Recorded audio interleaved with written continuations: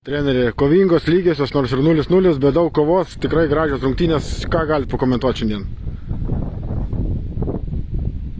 Kažkaip gaunasi vis komentuoti reikia, tai toksai, aš labai nelabai mėgėjęs komentuoti, bet ką padarysi.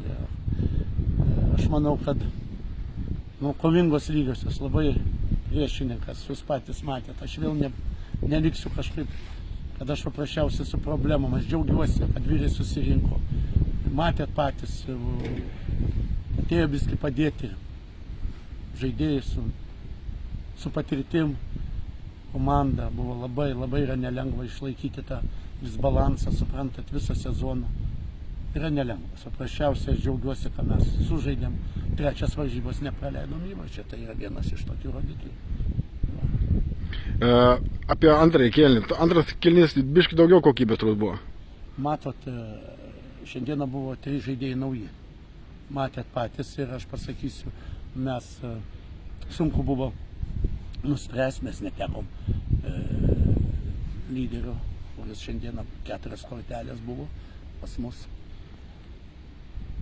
Ir gynėjai nauji atėjo. Aišku, kapitonas sugrįžo, neįprastai pozicijai mes privalėjom. Ir Emeriatskas sužaidė šiandieną pirmas varžybas, kuris paprasčiausiai daugiausiai žaidžia vietiniam čempionate, viesa pirmenybėse. Matot, buvo tokia situacija, privertė, bet vėl balansas, antras kėlinys toks visų gyvesnis buvo. Gavosi, kad visi ir atakui mes sužaidėm, turėjom aktyvumo. Normalus dalykas, tokias varžybos. Gynyboje visgi to susistygavot? Pavyko susistygoti, trečias varžybos nepraleidom įvarčių. Tai vienas iš tokių rodiklių. Psichologiškai svarbu nepraleisti? Be abejo.